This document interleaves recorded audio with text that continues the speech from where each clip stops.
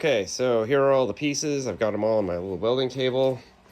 This is the LT T56 transmission. I'm trying to put it on an LS. And so here's the LS input shaft. I got this on eBay for I think 117.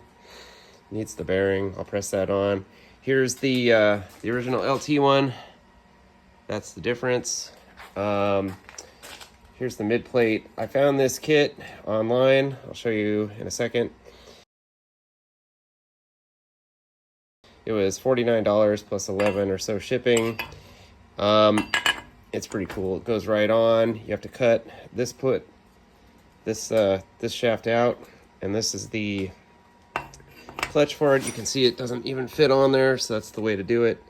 Bear in mind, you have to have this kind of lined up with the bell housing, get it all right. I'll show you guys that in a second. Otherwise, you don't have to really worry about centering these holes. You just have to worry about the orientation of it. That's super critical.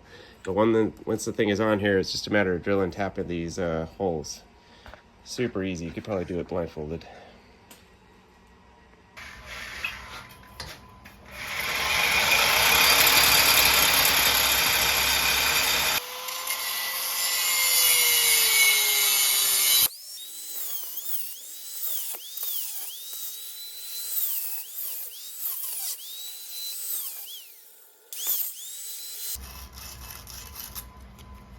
All right, yeah, the grinder was the way to go. The Sawzall didn't even touch it. Anyway, just cleaning this up a little bit, and I'll show you what's next. Okay, so this is hugely important. I've got the mid plate here off the transmission. I've got the bell housing on the dowels here. This is at the top.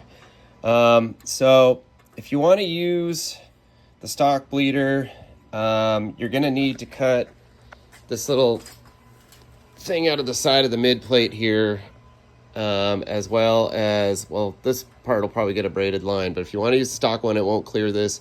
You need to open this up a little bit with the Sawzall. I'm not sure if a grinder will do it, but die grinder or something like that. I think I'm gonna use a braided line, but anyway, you need to orient that just like this, and then pull this off of here.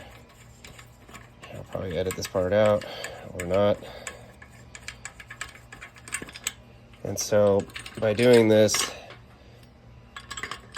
so you've got your screws in this position. Now you're able to locate those three holes and drill and tap those in. Again, as I mentioned before previously, the thing self-centers on here. It's got a little notch and it centers on there, but you've got to be sure that these things are pointed the right way so it lines up with these holes. Again, I'm going to use braided line, so I don't think I need to enlarge these. These things will go right out. But if you do want to use the stockers, or at least the stock bleeder, you've got to open this up a little bit. Okay, well, the part I need is not here yet. Anyway, it kind of looks like a thing like this to adapt to AN 3 or 4. This is the earlier GTO adapter, or T56 adapter. You need the 2002 and up with the LS one. It's coming in the mail. I don't have it. This could be AN3. I don't have a fitting that will go into this.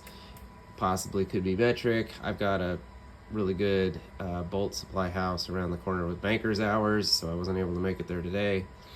Anyway, I do plan on running the remote bleeder and a McLeod clutch kit. So I don't have those pieces yet, but I'm totally going to run the braided line, so I don't have to get up underneath the exhaust manifolds or anything, or the exhaust pipes.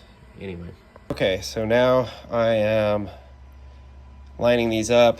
Again, you don't need to close out any options. This is going to be the factory position here with the LS bell housing. And so I'm going to carefully take this apart and start drilling the holes so I can go ahead and tap them. Again, be super sure that this is in the right position before you do any of that. Okay, so it did supply, the kit does supply 3 screws.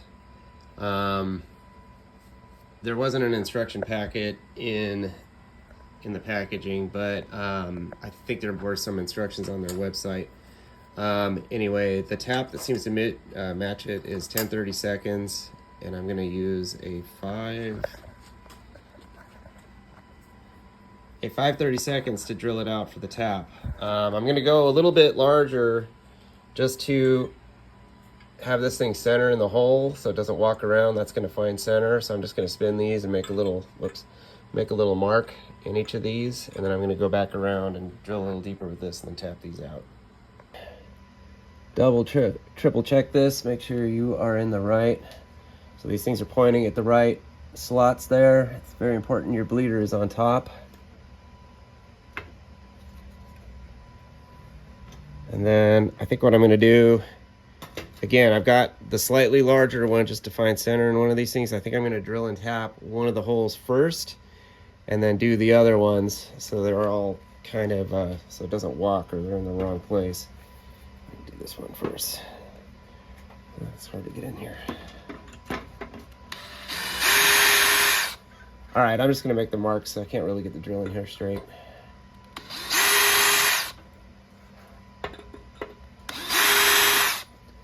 So that finds the center, and then I can use this other drill bit.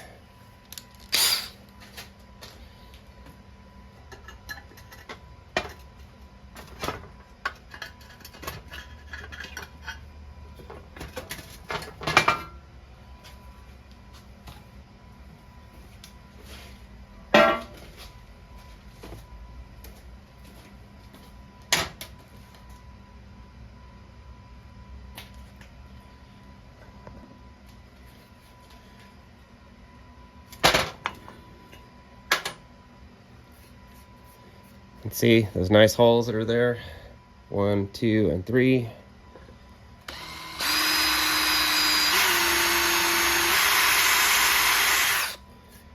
Let's see how thick this thing is.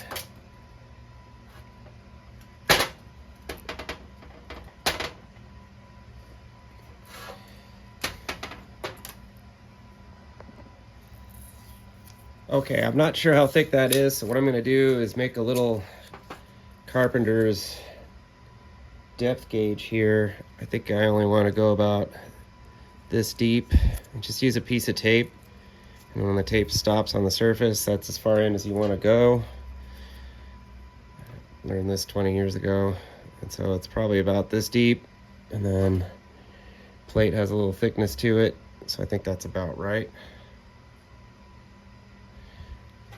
Anyway, that's a depth gauge. That's what you call that. I'll drill this out.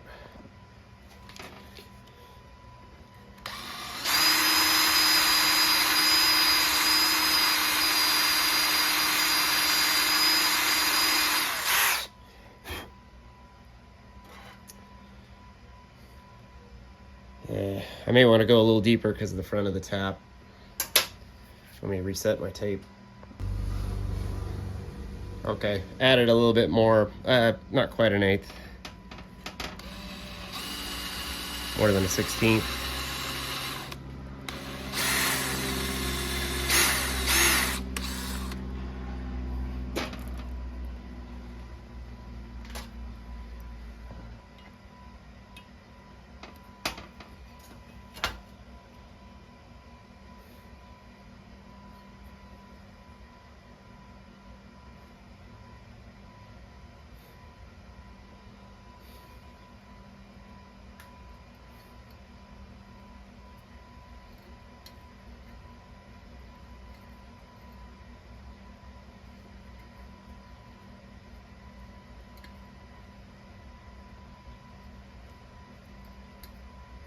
Definitely take your time on this. Make sure you don't drill too big of a hole.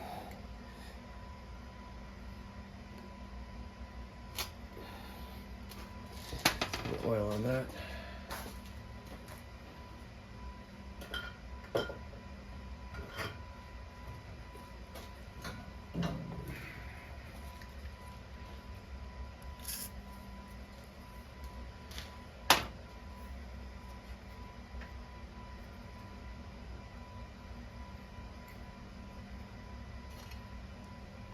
So this will bottom out, so when you start feeling a little more resistance, you're probably at the bottom of it.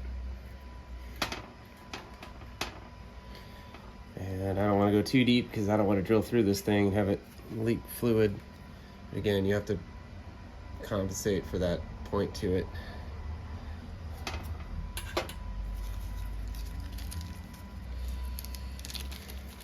So I'm going to check one out first before I do the other ones. Oh, they're not Phillips. Get a different apparatus. Again, I made a short a couple weeks ago. If you hate Allen wrenches, Harbor Freight has these things for 20 bucks. Comes with a little stand. They're always neat and organized, and you know where they are. Just a little plug there. Okay.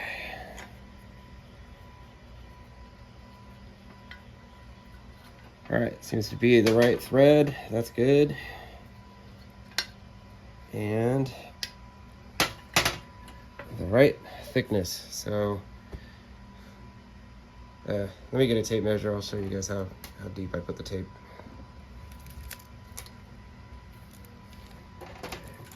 Let's see if it's clear or not. I'll read it out to you.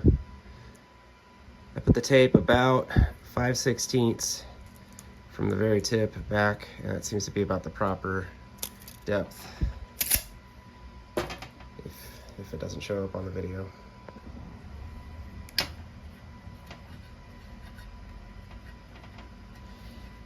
All right.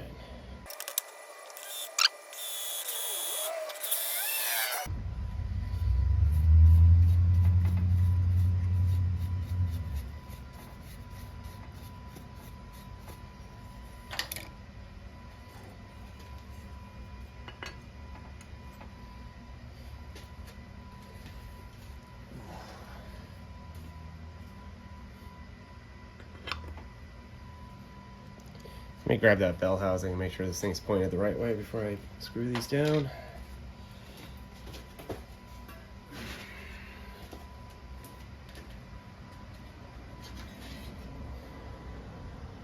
And yes, it is. So that's it.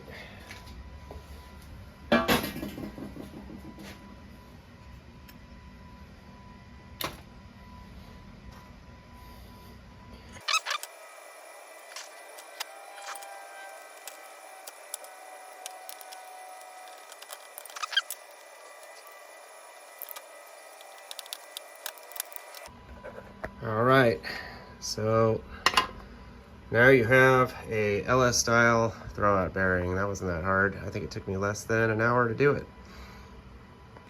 All right, let me touch briefly on this again. I have seen these on eBay, the new LS longer shaft, input shaft for $3.99. I got this for, I think, $117. The bearing was $39. All I did was I put this thing in the freezer for 3 hours, and I put this thing in a toaster oven for like 5 minutes, and it literally I just tapped this on. I had it in my bench vise, and I just kind of dropped it on there, and it slid right on. So I think you could probably get away without a hydraulic press, but it's always good to have one as a backup. Again, freeze this, heat this up, and it dropped right on. So in all honesty, I'm gonna take this thing to a transmission shop and have them go through the whole thing. I will be zip tying this to the shifter. That's the transmission down there. And have him change this out and go through everything else. This is the part of the conversion that I am comfortable with, and so when I get this thing back, it'll be all shiny, pressure washed, free of problems, and an LS style transmission. So thank you for watching. Please subscribe, please comment. Thank you.